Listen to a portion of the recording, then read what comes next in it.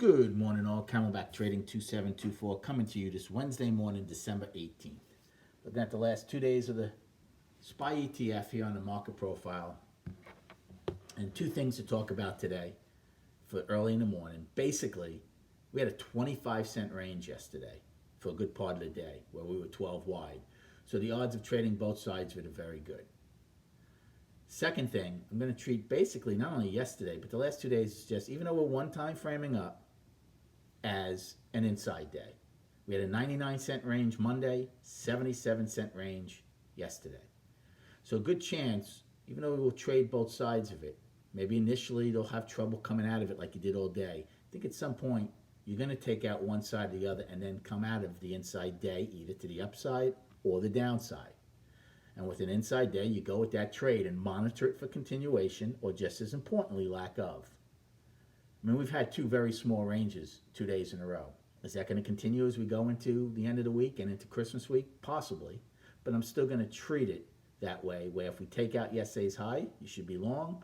If you take out not only yesterday's low, which would stop the one-time framing up, but then possibly Monday's low and test the weekly gap. Remember, Monday's low is 319.17. The charts are still showing on the weekly, some of them 317 and change. It was a bad tick. So let's go over destinations and a game plan.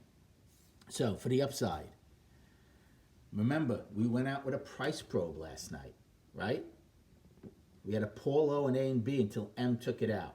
So even though there's still just over an hour to go prior to the opening, I'm still using 319.53, which was A and B's low. Now we're trading 30 cents higher than that. But we have an hour to go. If we open above that, well, that price probe is obviously rejected. And a good amount of downside price probes have been rejected this year. Right now it's being rejected, but we still have an hour to go. Above that, we have 12 wide at 319.88, which is basically where I'm trading right now. No surprise, right? With a range this small for 2 days, buyers and sellers are going right back to the place where they were very happy to do business. So that's your second destination. Then I'm using G. G's high is an afternoon rally high of 320.07, and then yesterday's high, an all-time high of 320.25. Incredibly, our all-time high is in regular trading hours. For the downside, we have yesterday's low of 319.48.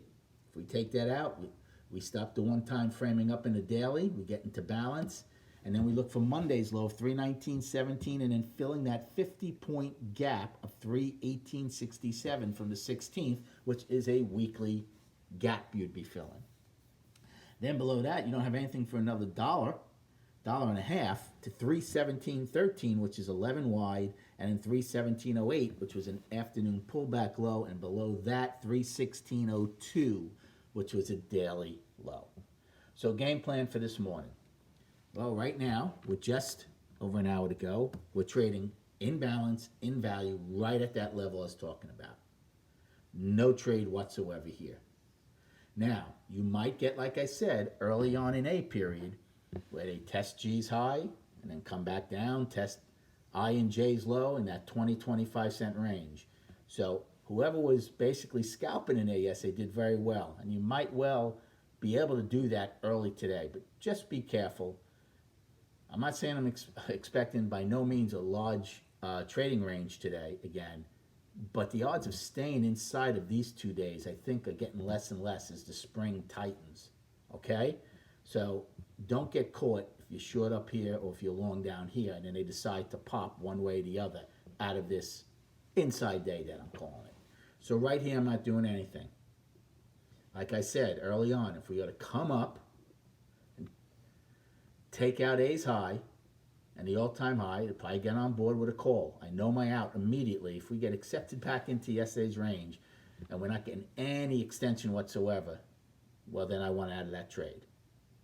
Same thing on the downside. If we come out to the downside, I'll buy a put. In fact, I probably wouldn't wait until we take out Monday's low. I would take a put when we took out yesterday's low because right off the bat, we're stopping the one-time framing up. So I think we should at least test Monday's low, if not test the gap.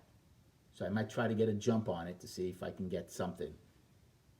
Those would be the two early trades. Again, if I take that trade and we get rejected right back into yesterday's range, out on that trade.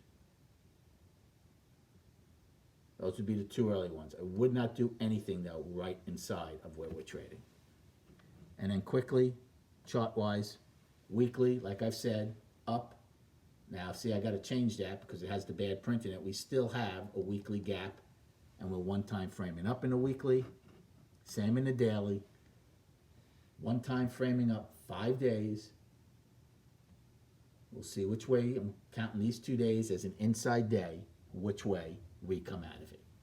Good luck trading today. Have a great day, and we'll recap at 4 p.m.